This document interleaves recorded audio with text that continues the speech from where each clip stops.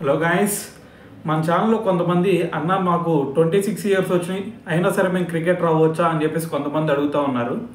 అయితే మరి దానికి సంబంధించి ఇప్పుడు మాట్లాడదాం.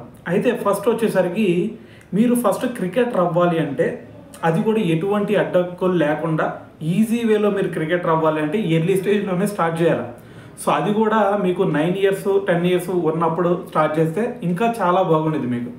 అయితే అది అయిపోయింది. సో మరి 14 ఇయర్స్ 15 ఇయర్స్ వచ్చిన తర్వాత కూడా మాకు క్రికెట్ రావడానికి ఎలాగా అనేది మాకు ఎటువంటి సోర్స్ దొరకలేదు. సో మరి అయినా సరే మేము చదువులో పడి మరి దీని తర్వాత స్టడీస్ అయిపోయినాయి, అయినా సరే మాకు క్రికెట్ రావాలి అనే ప్యాషన్ ఇప్పటికీ ఉంది. మరి ఇప్పటికైనా సరే మేము క్రికెట్ రావడానికి ఏదైనా ఛాన్స్ ఉందా అంటే ఉంది. కాకపోతే మీరు దీంట్లో చాలా స్ట్రగుల్స్ ఫేస్ చేయాల్సి ఉండిద్ది. అయితే ఇక్కడ మీకు ఫస్ట్ మీలో ఉండాల్సింది ఏంటంటే అంటే ఫస్ట్ టాలెంట్ ఉండాలి. దాని తర్వాత మీ ఫిట్నెస్ లెవెల్స్ అనేవి మెయిన్ ఇంపార్టెంట్. సో ఈ రెండింటిని మీరు సమంగా బయటకు తీసుకురావాలి. అయితే ఫస్ట్ వచ్చేసరికి మరి ఈ రెండు ఉన్నాయి, టాలెంట్ ఉంది, ఫిట్నెస్ లెవెల్స్ ఉన్నాయి. అప్పుడు నువ్వు చేయాల్సింది ఏంది అంటే నువ్వు వెళ్ళి డైరెక్ట్గా నేను డిస్ట్రిక్ట్ సెలక్షన్స్ గురించి అప్డేట్ ఇస్తున్నాను కాబట్టి డైరెక్ట్గా వెళ్ళి డిస్ట్రిక్ట్ సెలక్షన్స్కి అటెండ్ అయ్యావంటే నిన్ను ఎవడ దేకడం. ఎందుకంటే నీ ఏజ్ వచ్చేసరికి ఇప్పటికే 26 అసలు 20 అబోవ్ వచ్చినాయి అంటేనే నువ్వు ఏ డిస్ట్రిక్ట్ కానీ ఏ స్టేట్కి కానీ ఆడకపోతే నిన్ను ఎవరు దేకరాడు, పట్టించుకోరు. ఎందుకు? దానికి రీజన్ ఏంటి అంటే ఎవడు తప్పో కాదు. ఎందుకంటే ఆల్రెడీ అక్కడ ఆ డిస్ట్రిక్ట్ సెలక్షన్స్కి అంతకుముందు స్టేట్ ఆడిన వాళ్ళు వస్తారు, ఆల్రెడీ డిస్ట్రిక్ట్ ఆడిన ఉంటారు. సో మరి వాళ్ళందరినీ కాదని చెప్పేసి నిన్ను సెలెక్ట్ చేయడం అనేది జరగని పరిస్థితి అది. సో మరి ఒకవేళ నువ్వు బ్యాట్స్మెన్ అయితే స్కిల్స్ ఇద్దరికి ఒకేలాగా ఉన్నా కూడా మరి ప్రిఫరెన్స్ ఎవరికి ఇస్తారు? అంతకుముందు డిస్ట్రిక్ట్ ఆడినోడు లేదంటే స్టేట్ ఆడినోడికి ఇస్తాడు. సో కొత్తగా వచ్చావని చెప్పేసి నిన్ను సెలెక్ట్ చేసి దాని తర్వాత స్టేట్ ఆడినోడిని పక్కన పెట్టి డిస్ట్రిక్ట్ ఆడినోడిని పక్కన పెట్టి సో నీ దగ్గర స్కిల్స్ ఉన్నాయని చెప్పేసి నిన్ను మ్యాచ్లో వేసాడు అనుకో. సో ఆ డిస్ట్రిక్ట్ మరి రేపు ఇంటర్ డిస్ట్రిక్ట్ మ్యాచెస్ అప్పుడు నీ పర్ఫార్మెన్స్ సరిగ్గా లేదనుకో పేరు ఎవరికి వచ్చింది? ఆ సెలెక్టర్కే కదా. ఏం సెలెక్ట్ చేసేవారా బాబు అని చెప్పేసి ఆ సెలెక్టర్నే అంటారు రేపు. సో అందుకని చెప్పేసి ఫస్ట్ ఎవరైనా సరే ఒక మంచి ప్లేయర్నే పిక్ చేస్తాడు. సో నీ దగ్గర ఏదో ఆ నెట్స్లో ఫస్ట్ నీకు సెలక్షన్ జరిగేది నెట్స్లోనే. సో నెట్స్లో ఏంది నీ దగ్గర బేసిక్స్ సరిగ్గా ఉన్నాయా లేదా అని చూస్తాడు. సో అక్కడ నీ స్కిల్స్ చూసి సో మరి దాని తర్వాత సెలెక్ట్ చేయడం జరిగింది. ఆల్రెడీ అంతకుముందు డిస్ట్రిక్ట్ ఆడిన ప్లేయర్ ఉంటే సో ఫస్ట్ ప్రిఫరెన్స్ వాళ్ళకే ఉండిద్ది. సో నువ్వు అందుకని చెప్పేసి నేను చెప్తుంది ఫస్ట్ ఎర్లీ స్టేజ్లోనే నువ్వు స్టార్ట్ చేస్తే నీకు చాలా బాగుండిద్ది అని చెప్పేసి. సో అయినా సరే నీకు అక్కడ ఛాన్స్ దొరకలేదు అంటే సో మరి నెక్స్ట్ నువ్వు చేయాల్సింది ఏంది? ఇప్పుడు 26 ఇయర్స్ అయినా సరే 20 ఇయర్స్ అయినా సరే ఇప్పుడు స్టార్ట్ చేయి. సో కానీ ఇక్కడ నేను చెప్పేది ఏంటంటే నువ్వు బ్యాట్స్మెన్గా ట్రై చేస్తే నీకు చాలా కష్టం, ఒక బౌలర్గా ట్రై చేయి. ఎందుకంటే బౌలింగ్లో అయితే నీకు కాంపిటీషన్ ఉండదు. సో కాంపిటీషన్ ఉండదు అంటే మిగతా వాళ్ళ నుంచి అంటే నువ్వు మిగతా వాళ్ళందరూ 140 పేస్ అయితే నువ్వు 150 వేయి, అప్పుడు నేను ఆటోమేటిక్గా తీసుకుంటాడు, no doubt in that. So అయితే మరి దాని తర్వాత మరి అయినా సరే నేను డిస్ట్రిక్ట్ సెలక్షన్స్లో మరి తీసుకోలేదు అంటే నీకు ఇంకొక 3 షార్టెస్ట్ వేస్ ఉన్నాయి. వాటిలో ఫస్ట్ వచ్చేసరికి already IPL net bowler trials. So ఇవి డైరెక్ట్గా ఐపీఎల్ టీమ్సే కండక్ట్ చేస్తాయి. సో ఇక్కడ కనుక నిన్ను నువ్వు ప్రూవ్ చేసుకోగలిగితే అంటే ఇక్కడ ఏం అవసరం లేదు నీకు.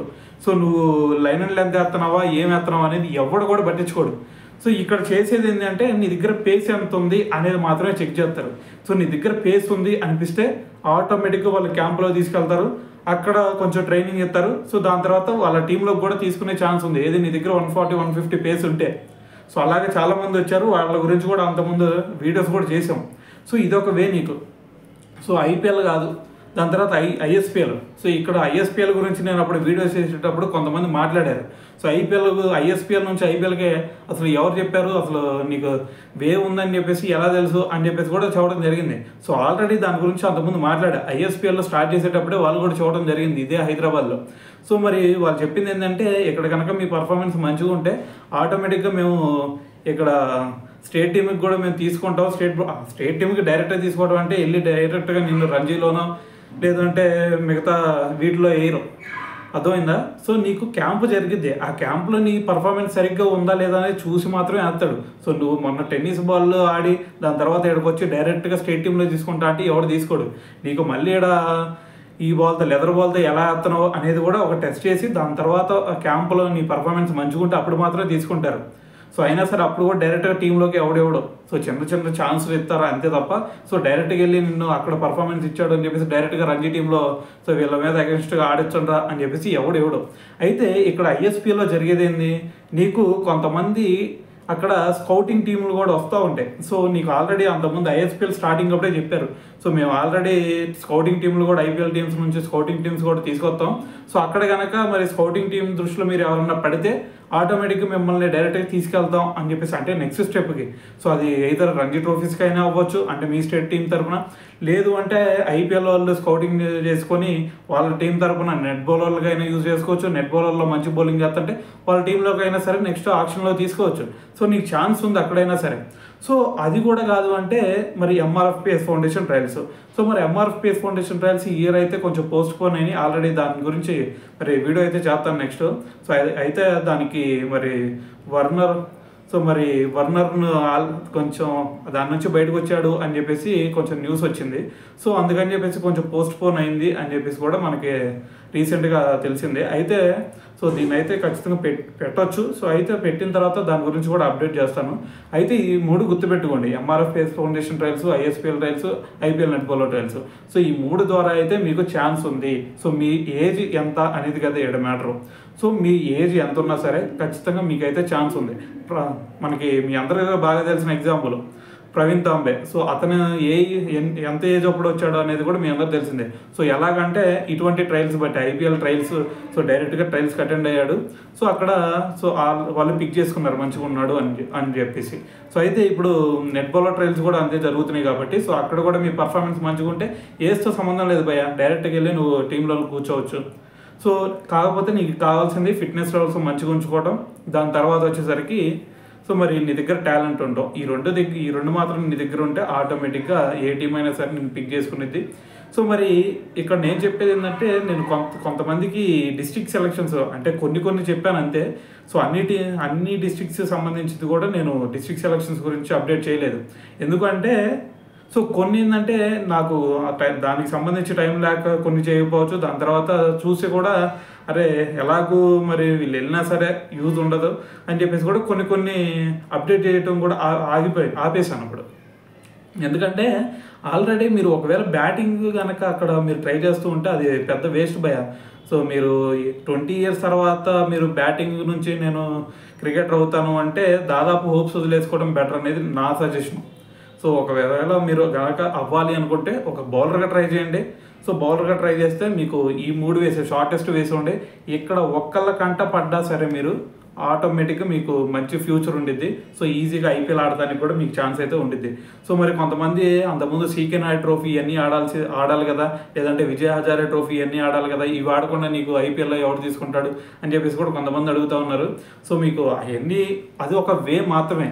సో నువ్వు డిస్ట్రిక్ట్ ఆడిన తర్వాత స్టేట్ ఆడుతావు, స్టేట్ ఆడిన తర్వాత స్టేట్లో పర్ఫార్మెన్స్ బట్టి సో దాని తర్వాత బీసీఐ వాళ్ళకి మరి ఐపీఎల్లో నేను కూడా ఆడతాను అని చెప్పేసి సో వాళ్ళకి అప్లికేషన్ పెట్టుకుంటావు, దాన్ని వాళ్ళు ఓకే చేస్తారు. దాని తర్వాత షార్ట్ లిస్ట్ చేసి ఐపీఎల్లోకి నీ నేమ్ పంపిస్తారు ట్రయల్స్ పిలిచిన తర్వాత. సో ఇదొక వే, అదొకటే వే కాదు.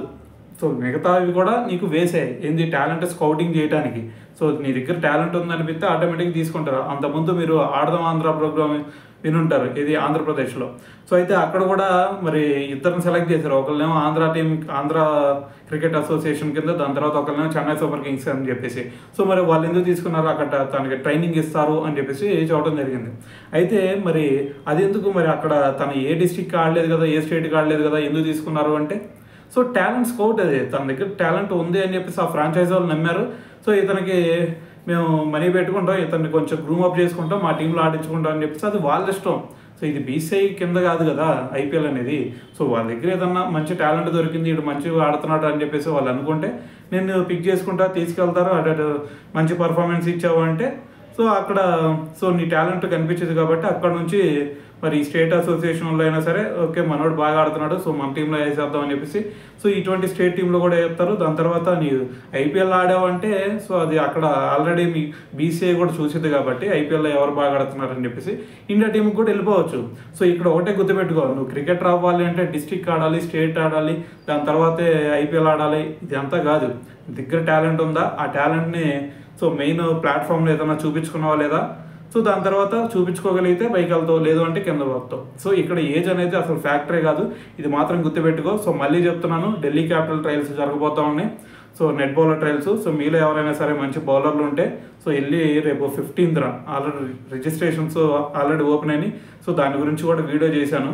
సో మరి దానికి సంబంధించి ఫుల్ డీటెయిల్స్ కావాలి అంటే సో వెళ్ళి చూడండి, ఇదే ఛానల్లో కూడా అప్లోడ్ చేశాను. లేదు అంటే మిగతా 2 ఛానల్స్ ఉన్నాయి మనకి, వాటిలో కూడా అప్డేట్ చేశాను.